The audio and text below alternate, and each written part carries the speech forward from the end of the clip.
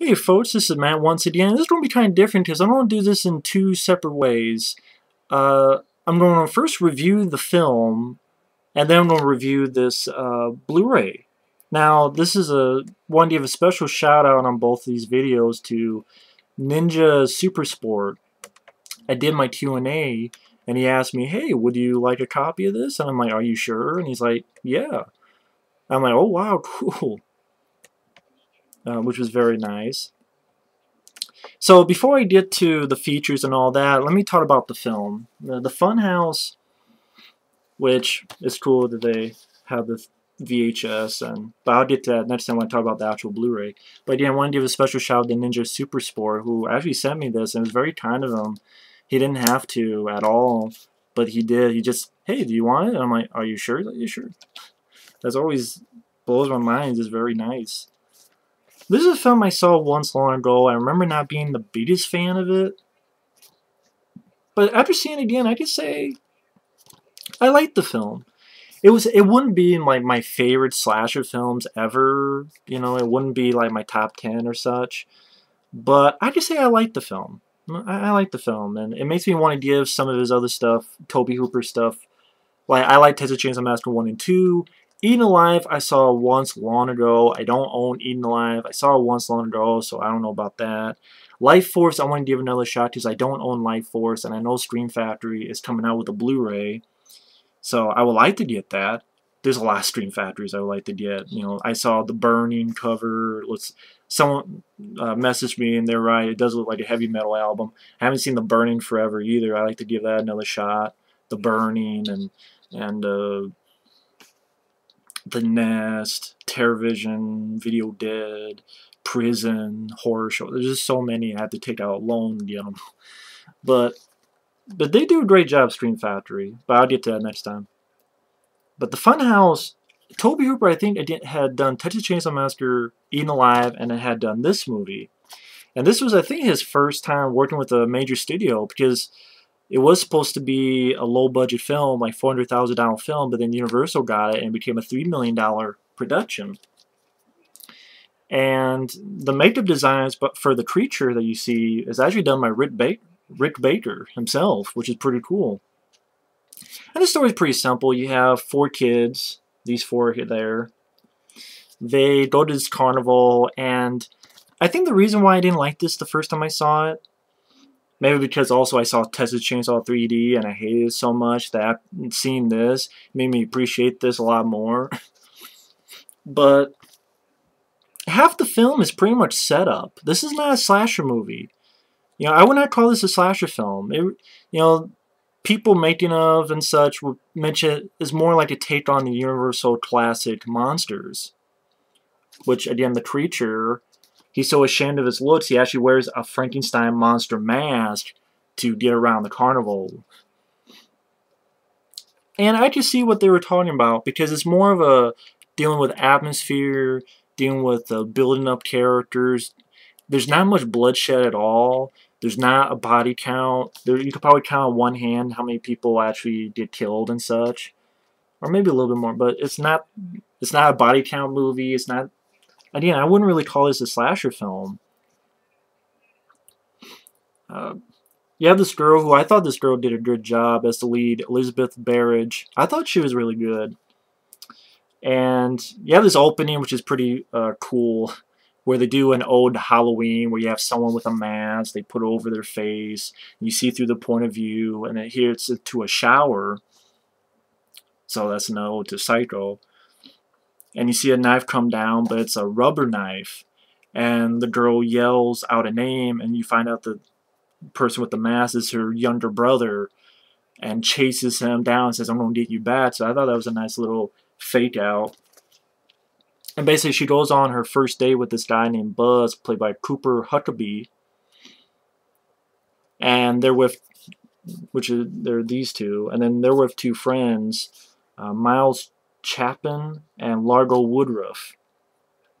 And they go to this carnival. Again, the first half of the film is pretty much build-up of the characters. Well, you don't get to know much about the characters, but more a build-up of the atmosphere of the carnival itself. And they go see like a magic show. They see Um, they sneakily see a strip show that's there. They see a freak show where you have these two cows, and they actually are actual freak cows. One that has like about 2 heads, the other whose mouth is all fucked up. So they're getting on rides, and they're having fun.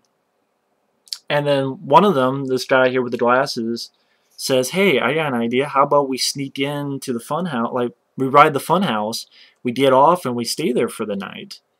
And so they decide to do it. And that's about half of the film. So there's a lot of build-up. And then, as the movie goes on, they're having fun, they hear something, and they hear that this figure here who's wearing this Frankenstein mask, he wants to get his dick wet, pretty much, or he sees his modem. Well, that's another thing the 4 kids did. They Lido Dar palm read, and they make fun of the psychic, fortune teller girl. Of course, that's funny. She's a fortune teller girl, but she can't see the future that she's going to die, which she does because, which is kind of interesting for the creature, is that, it's like any of us. He wants to get laid. He wants to get his dick wet. So they see the 4 kids like above. They look down. They see the monster. Well, they see a figure with the Frankenstein mask, which is this figure here. Which I thought that was a nice touch. That this creature's hiding in a Frankenstein monster mask. I thought that was cool. Sees the modem and has to pay her money in order for him to have sex with her, which is funny. And he comes a little too easily, and he wants the money back, and she says no, and he strangles her in a rage. And the kids see this and they're like, okay, we gotta get the fuck out of there. They can't get out. They see the body. One of them makes sure that she's dead. And they go back to where they were, and you find out that the Barker character here, kind of like the guy who goes, step right up, step right up. He's pretty much the father figure of this character, and sees that the woman's dead and says, okay, we gotta cover this up. And then they look and they find that all this money they had is gone. You find out that this guy here was dumb enough to go in and take the money, so he was an idiot. And even the I like that this guy's like, you fucking moron. I don't think he exactly says that, but I like this guy's reaction to it. And one thing leads to another. They're found out that they're actually inside the funhouse. The Barker and the creature find out, and then you get this scene where you get a relationship with the Barker. He's like, hit yourself. You better hit yourself, or I'm going to hit you. And this thing tears its mask off, and you see a really good design, which I guess that's the Rick Baker design, and it's a really cool design of the creature. And pretty much just these kids running around.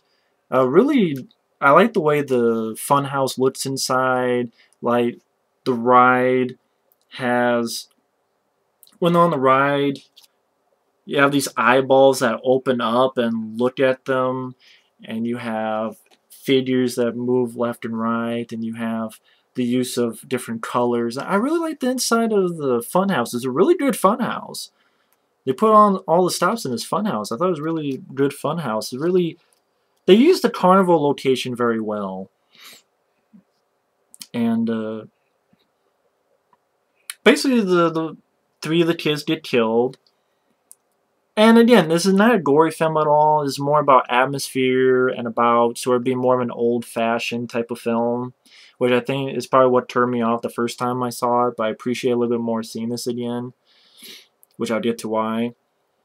And really, I mean, the way he get killed, the lead, not the lead, but this guy here with the glasses, they hear something, a rope comes down, strangles him. And then you have a pretty interesting scene where they see a figure coming on a ride and they think it could be the creature, and this guy slams an axe down.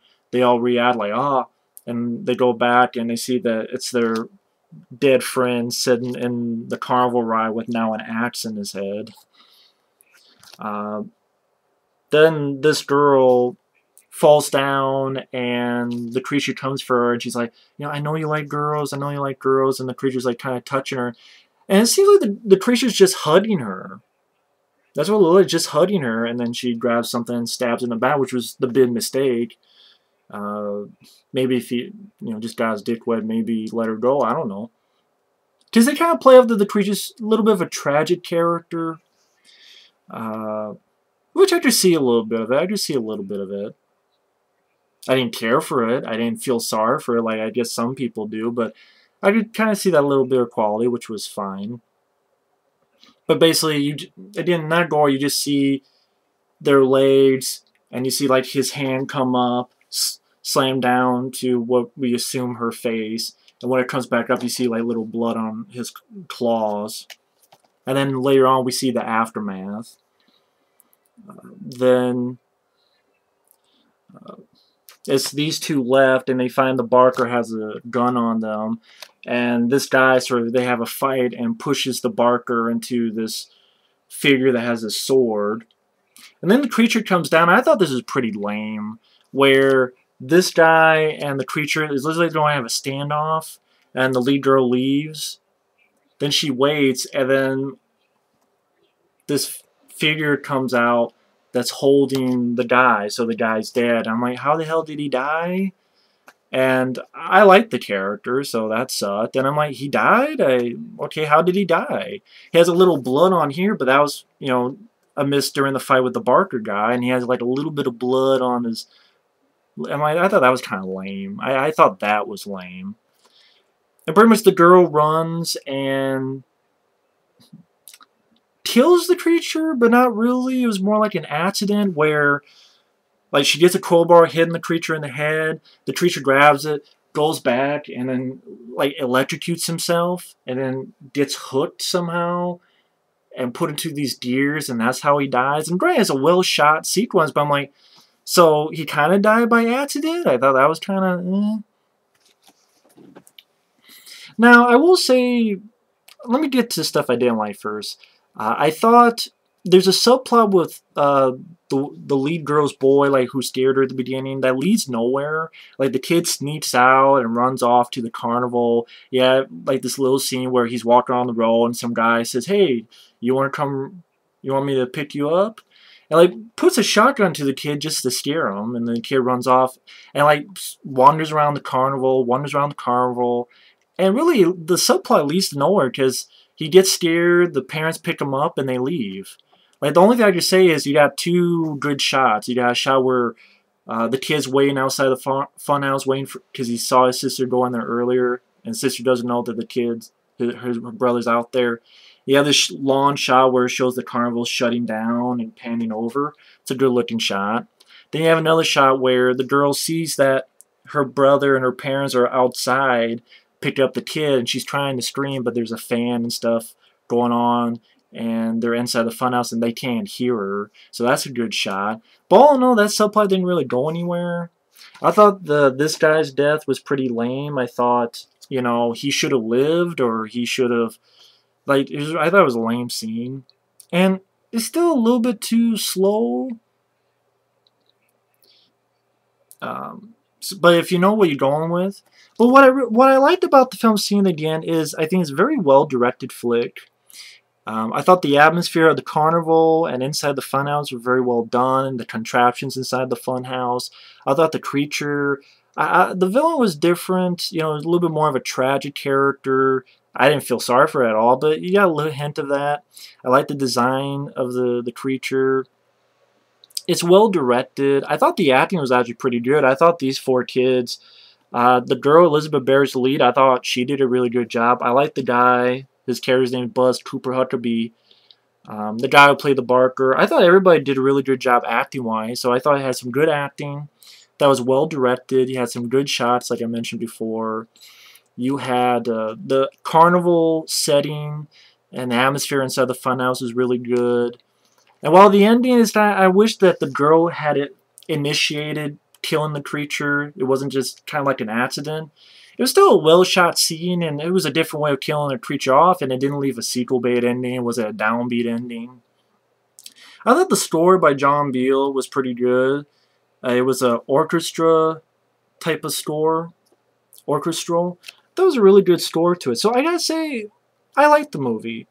It's not a slasher movie. It's more like a old-fashioned monster flick.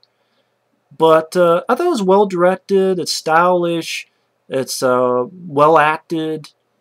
I like the creature design when you see the reveal. Overall, I'd give a thumbs up. I just say I really liked this movie. I liked it.